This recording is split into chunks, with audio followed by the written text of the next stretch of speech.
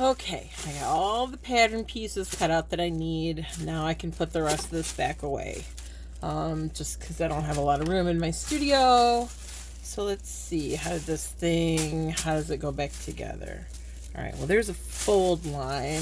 So I think if I fold it, well, no, it kind of folds halfway like this. And then, but that doesn't fold all the way down. Oh, this is never gonna fold the same way. All right, I'm just gonna fit this somehow. I'm gonna try to put this together. All right, good enough. All right, that's fine. That's just a little piece. It doesn't need to be folded exactly on the crease lines that it was on before, right? Okay, this is fine. All right. Oh, now I gotta put it back in the envelope. Where's the envelope? Here it is. All right, let me get it back into the on. How the am I supposed to get this back in the envelope? Like, who designs these? Why is this so small? I don't even understand this. Like, how did this come out of here? This is like digging a hole in the sand and then trying to fill it back up with the same amount of sand. Did this thing grow? Ugh. I can't even right now.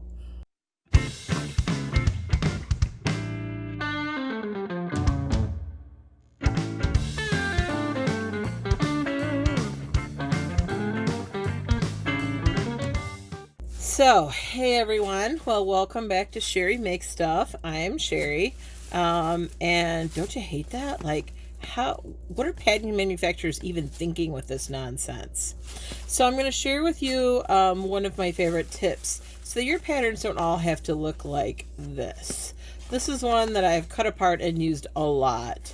And I really regret cutting it apart. Because this pattern's out of print now. And so the size that I've cut is the size that I have. Like, I can't cut any other sizes on this, so I'm kind of stuck with it how it is. And then secondly, like, getting them back into the envelope is a nightmare. You can fold them carefully, you can iron them down, that all helps. But at the end of the day, it's all gonna kind of cram in here like this. Now, let's compare this to, oops, sorry about that. Let's compare that to this envelope. Now, this is another pattern that I use quite a bit. I have cut several sizes from it, and you will notice that it is all still in its beautiful factory folds. How can this be if I have used this pattern a lot? Well, I will tell you what it is that I now do, dear friends. I don't cut my tissue paper patterns anymore. And I get this question a lot. Like, what do you do? Like, how do you keep your patterns really nice? How do you get them? Because this tissue paper is really thin. It can wrinkle and become a hot mess. Trust me, I have plenty that I have cut apart over the years, and they are in so shape now, and I just really regret it. So, because I work from commercial patterns from time to time, sometimes I draft my own patterns. I do a mix of things. You know, sometimes it's just for speed, and I'll start with a body block from an existing pattern. Like, why not? Or if somebody needs something specifically done and that's what they're paying me for, sure, I'll do that commercial pattern for you, no problem. So I've cut commercial patterns over the years, and I've always regretted it because they're just a nightmare to get put away in any kind of a neat fashion, and to keep them nice and neat, they always end up overstuffed in their envelopes. So what I've taken to doing is I've taken to using this magical stuff. Now, what is this, you say? So this is stuff that you buy at Joann's or anywhere that sells fabric. And it is over in the interfacing section. So that interfacing, that's the stuff that stiffens your fabric. It's over also by like the, I hate to use the name brand, but like the heat and bond kind of stuff, right? The webbing that you iron down and it melts so you can adhere two pieces of fabric together. It's in with all of that stuff. And it comes in two different varieties. There's the stuff without the grid, and then there's the stuff with the grid, which I really like. And if you watched my eco dyeing tutorial, this is the stuff that I'm using in there. It's just great stuff for a variety of different uses. So whenever it goes on sale, I buy yards and yards of it. I buy it by the bolt because it's just super useful, and I go through it like it's water. So what's great about this is this is a woven interweb of a kind of papery fabric, and it's really soft and it's really malleable. And I use this to trace out my patterns. So I find the pattern piece that I need. I go through the instructions on my pattern, and I decide, what pieces I need specifically.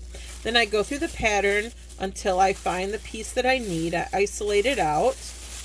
And once I've isolated out that piece, then I lay a piece of this stuff on top of it. Doesn't really matter which side you have up.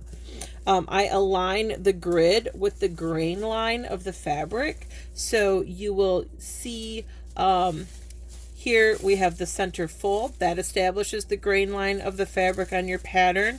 Some patterns will have an arrow denoting where the grain line is, right? So I look for this, or I look for that center fold if there isn't a grain line, and I line it up with this grid.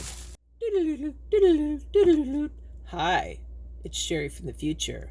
I'm breaking into your video because I forgot to say something. Sherry the past, good job.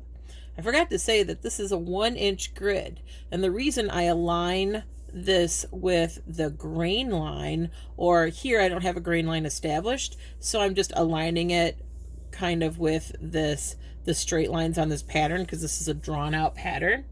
And the reason I do that is because when I am, as I fumble looking for a marker, because if I want to size this pattern up or size this pattern down, I can use this 1-inch grid to help me size it up and size it down. So for example, I want this is a pattern for a waist peplum, and I want to make it a little smaller so it can be a shoulder peplum. So maybe I want it a 1/2 inch shorter. So I've already got this on a 1-inch grid, and I can kind of eyeball, right, that's about halfway there, and I can make a rough estimate. I can use this to line up with my ruler, right? So I've got this wonderful kind of measured out, oh, and check this out, right? So I'm just making this a little bit bigger. So I'm going to kind of sketch out, or a little bit smaller rather. So I'm just going to kind of sketch this out because I'm just trying to figure out the shape that I want. If I want this, how much smaller I want it. So I get it to about the halfway point. All right, and I'm going to establish the other edge. And this line here. And then, because it's see-through, I can flip it, because this is a symmetrical pattern, and I can trace it. So this is super, super useful. Your marker may bleed, so be aware of that. It's all good. I have multiple copies of this, so because I knew I would muck it up at least once. And so now I've used this grid to help me recreate this shape just slightly smaller. And now I can use it because this is now my cut line, and now I want a 1/2 inch seam line, so I can now come in and use this grid once again to help me establish that 1/2 inch seam line. 1/2 inch seam allowance, I should say. So I just thought that was useful, and I did forget to say why putting it on the grain line was important, or why this being a grid was important. So I just wanted to make sure I got that in. So back to Sherry of the past. And then I just trace it out. I take a felt tip marker and I trace out my pattern piece. And from there, then I cut this out. All right, so I cut my pattern piece out of this stuff, which I will show you some pieces that I have cut out already, or am cutting out. So here's a pattern that I'm working on right now for a doublet. You can see I've got it all drawn out. Sorry, I know it's really, really close. I'm in a really small area here. So I have it all drawn out. I can cut it out. And the great thing about this thing is I can sew this together.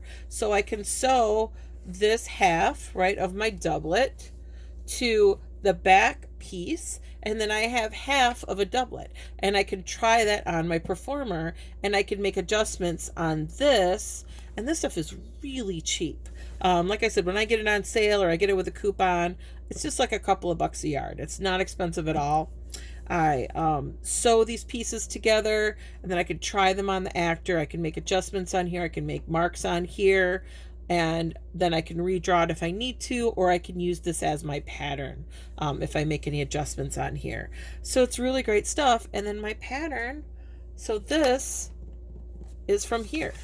So my pattern stays beautiful, and I've only cut out the size on here. So I have all of my sizes available to me now. So if I need to cut a larger size or a smaller size, I can do that. If somebody else, if this pattern goes out of print and somebody else needs a piece of it because they lost like their collar piece or whatever, I can copy it for them on here in the size they need, give it to them, and I can keep my original pattern in stock here in the sweatshop sewing room.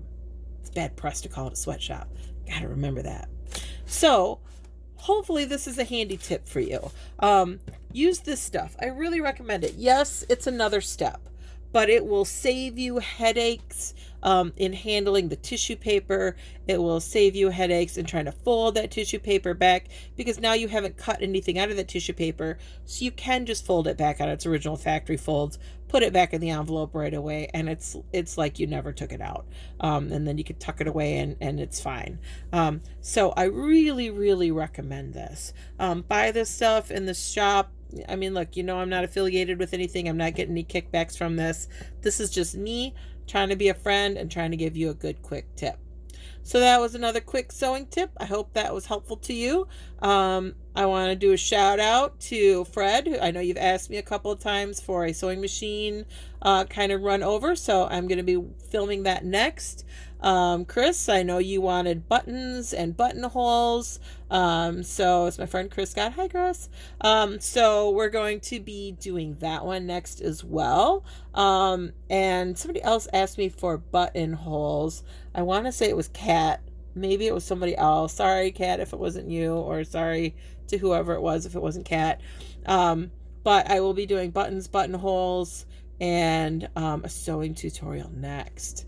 So are you excited? So anyway, thanks for watching. Like, subscribe, click all the things, message here. I appreciate the Facebook messages, those of you that are friends with me. But if you want a tutorial of something, please message me here if you can. If you have a YouTube subscription or whatever, or if you're signed into YouTube, message me here if you can. That way I can keep track of them. In my Facebook feed, they can get lost, and I can forget who said what, and I can forget who asked for what. So if you can message me on YouTube for right now, that will be an easier way for me to keep track of who wants what tutorial. Okay, so that's what I have. Now I gotta get to work. I gotta get this done. So everybody have a good evening and have a good weekend. It's Friday night here, so this is where I'm at on Friday night. That's my life. So anyway, have a good weekend, and I will talk to you soon. Bye. The whole pattern cut out. All right, now all I gotta do is fold up this pattern and put it away. All right, let's see if I can figure out where the crease lines are. I can put it, you know what, I cut it apart. Now I'm just not gonna, all right, I'll just do this. I'll just squish it back together. It'll be fine.